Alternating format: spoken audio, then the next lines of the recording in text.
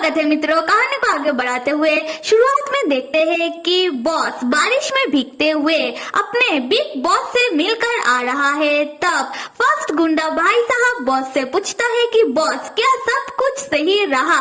Boss गुस्से में कहता है कि हाँ सब कुछ सही तो रहा, पर इस बुड्ढे ने मेरा दिमाग खा लिया। पर एक बात जो मुझे पता चला है कि इस बुड्ढे को इसमें इंटरेस्ट है, तो चलो देखते हैं कि आगे क्या किया जा सकता है। फिर बॉस फर्स्ट गुंडा भाई साहब से कहता है कि उसे कहीं जाना है, तो फर्स्ट गुंडा भाई साहब उसे उधर ड्राइव करके लेकर चले। अगले सीन में हम बॉस को चोई के घर के सामने देखते हैं, जहां बॉस चोई के सीनियर ब्रदर से कह रहा था कि उसे चोई से मिलना है। सीनियर ब्रदर कहता है कि चोई तो घर में नहीं है, चोई तो अपने एक दोस्त से मिलने के लिए गया है। बॉस तब मन में कहता है कि अच्छा दोस्त। फिर बॉस सीनियर ब्रदर से चोई का नंबर मांगने लगता है। सीनियर ब्रदर कहता है कि मैं तो आपको चोई का नंबर नहीं दे सकता। अगर आपको चोई से बात करना है तो आप जब चोई से मिलेंगे तब आप खुद ही उससे उसका नंबर मांग लेना। बॉस कहता है ठीक है। फिर बॉस सीनियर ब्रदर के हाथ में एक गिफ्ट बॉक्स देकर जाने लगता है, ये कहते हुए कि ये बॉक्स तुम उसे देकर कह देना कि हैप्पी बर्थडे। यहाँ से सीन शिफ्ट होकर आते हैं एन और लैन की ओर, जहाँ एन लैन के सामने चक्कर खाकर गिर जाता है। ये देखकर लैन घबराकर तुरंत एन को अपने पीठ पर उठाकर पिगी राइड देते हुए कहता है कि एन क्या हुआ है तुम्हें, तुम्हारा शरीर तो बहुत गर्म है, चलो हम वापस हॉस्पिटल चलते हैं। एन तब बच्चों की तरह जिद करते हुए लैन के कान के सामने आकर कहता है कि मुझे नहीं जाना हॉस्पिटल। एन की बातों से तब लैन के कानों में गुदगुदी होने लगता है। लैन एन से कहता है कि पहली बात कि तुम मेरे कान में कुछ मत कहो, और दूसरी बात कि तुम्हें आया है बुखार, और ऊपर से तुम बहुत भारी हो और कह रहे हो कि तुम्हें हॉस्पिटल नहीं जाना, तो कहाँ जाना है तुम्हें। एन बच्चों की तरह कहने लगता है कि मुझे जाना है तुम्हारे घर, तुम अभी के अभी मुझे अपने घर लेकर चलो। लैन कहता है अच्छा ठीक है। एन तब दोबारा लैन के कान के सामने आकर कहता है कि लैन एक बात कहूँ, तुम्हारी मॉम तो बहुत सुंदर है। लैन कहता है कि हाँ मेरी मॉम तो सुंदर होंगी, पता है मेरी मॉम जवानी में एक्ट्रेस थी, वो सीरीज में काम किया करती थी। एन कहता है लैन तुम भी अपनी मॉम की तरह ही दिखते हो। ये सुनकर लैन एन से कहता है कि मैंने तुमको कहा ना कि तुम बातें कम करो और अपना बकवास बंद करो। खैर यहाँ से सीन शिफ्ट होकर आते हैं लैन के घर, जहाँ लैन एन को लेकर आया है और एन को अपने बिस्तर में सुलाकर एन का बहुत अच्छे से ध्यान रख रहा है। एन तब बुखार में सोते हुए कुछ बड़बड़ाने लगता है। लैन कहता है कि एन क्या बड़बड़ा रहा है। लैन तब एन के बिल्कुल नजदीक चला जाता है सुनने के लिए कि एन कह क्या रहा है। उसी वक्त एन अपना आंखें खोलता है और अपने हाथ से लैन का गाल पकड़ के लैन को अपने और नजदीक नहीं आने देता और लैन से पूछता है कि कर क्या रहे हो। लैन तुरंत एन के पास से हटकर कहता है कि तुम्हारे कहने का क्या मतलब है, वो तुम ही हो जो नींद में बड़बड़ा रहे थे, मैं तो बस सुनने की कोशिश कर रहा था। एन तब अपने सर से पट्टी हटाते हुए लैन से कहता है कि ठीक है मैं समझ गया, अब सुनो मैं अपना दवाई लेकर आया हूँ, वो मेरे बैग में है तो मुझे ला कर दो।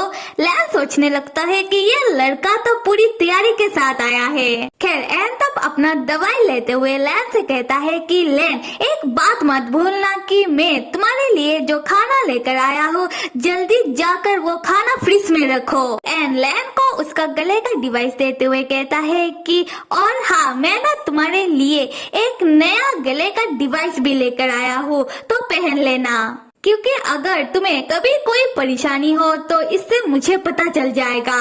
और एक बात, मुझे लैपटॉप दो, मुझे कुछ काम करना है। लैन तब एन को लैपटॉप देते हुए कहता है कि तुम्हें अभी क्या काम करना है, पागल लड़के, क्या तुम्हें एहसास भी है कि तुम्हें बुखार आया है तो तुम्हें रेस्ट करना चाहिए। एन तब लैन की बात नहीं मानता बल्कि वो अपने काम में लग जाता है। फिर एन को उसका काम खत्म करते करते रात हो जाती है। ये देखकर लैन एन के लिए परेशान होने लगता है। लैन एन के पास आकर कहता है कि बस करो, क्या तुम्हें मरना है?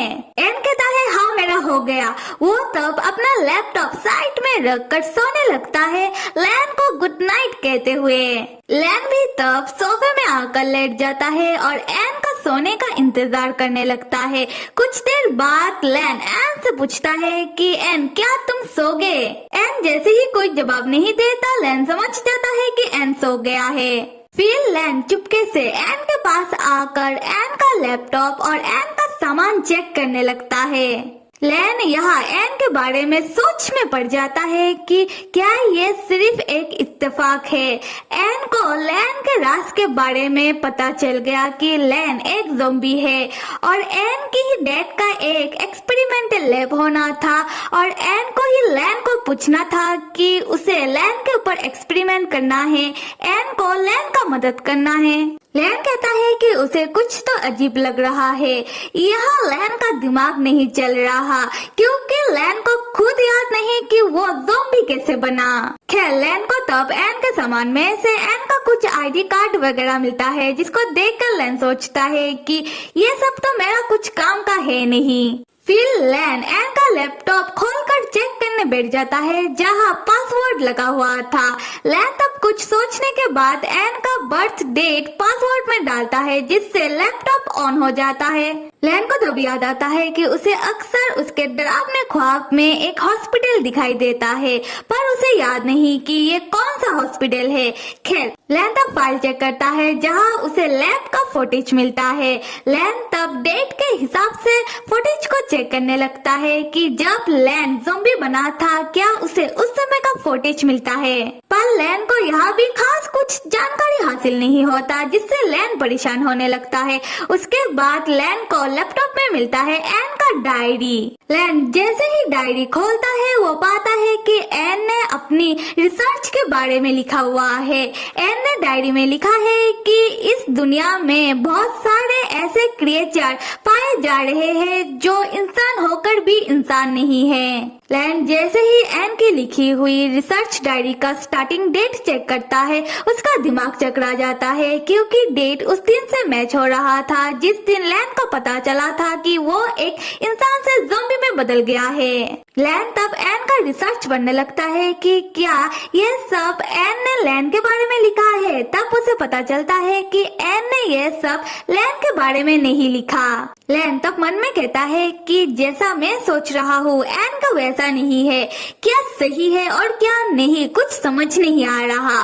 फिर लैन आज के डेट के हिसाब से एन का लैपटॉप चेक करने लगता है। तब लैन को याद आता है कि कल तो जोई का बर्थडे है और ये याद आने के बाद लैन एन के लैपटॉप को साइड में रख देता है और परेशान होकर सोचने लगता है कि लैन के साथ ये सब क्या हो रहा है। अभी सुबह का वक्त दिखाया जा रहा है जहां सुबह सुबह एन की दोस्त एन को फोन करके जगा देती है और एन से कहती है कि एन तुमने मुझे जो काम करने के लिए कहा था वो करने के लिए मैं अभी जा रही हूँ। पता है ना इस काम में कितना जोखिम है। एन कहता है कि जीन मैंने तुमसे काम करने के लिए तो कहा था, पर तुम इतनी सुबह क्यों जा रही हो? जीन कहती है एन तुमने मुझे कुछ करने के लिए कहा वो तो मैं करूँगी और अभी करना सही रहेगा और काम अच्छे से हो जाने के बाद तुम बताओ कि तुम मुझे क्या दोगे और अगर तुम्हें और कुछ काम है तो वो भी बताओ।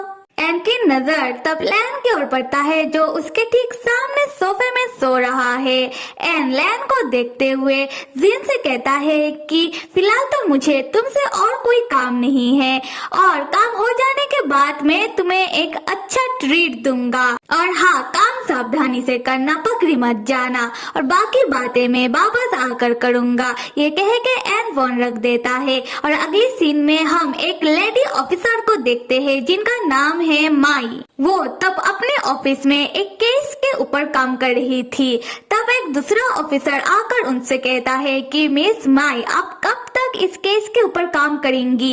इस केस का सुराग भी बर्बाद हो चुका है, तो अभी इस केस के ऊपर काम करने का कोई फायदा नहीं है। इससे अच्छा होगा कि आप चलिए और कुछ खा लीजिए। मिस माई कहती है कि हमारे सिटी में कुछ रूमर्स फैल रहे हैं और आपने जरूर इस बारे में सुना होगा और ये केस इसी बारे में है, तो ये केस बहुत जरूरी है। तब हम जिन को देखते हैं जो छुपकर मिस माई को ही देख रही थी। मिस माई तब दूसरे ऑफिसर से कहती है कि अगर आपको भूख लगा है तो आप मेरा इंतजार मत करो, आप जाकर कुछ खा लो, क्योंकि मेरी छोटी बहन मुझसे मिलने के लिए आ रही है। फिर वो दूसरा ऑफिसर चला जाता है और जिन मिस माई के ऑफिस में आती है। मिस माई जिन को देखकर कहती है कि जिन, क्या तुम आ गई? जिन तब मिस माई के पास आकर बैठकर उनसे पूछती है कि सिस्टर, सिटी में जो रूमर्स फैल रहे हैं, क्या ये बात सही है? मिस माई कहती है कि क्या रूमर्स, तुमने भी सुना इस बारे में?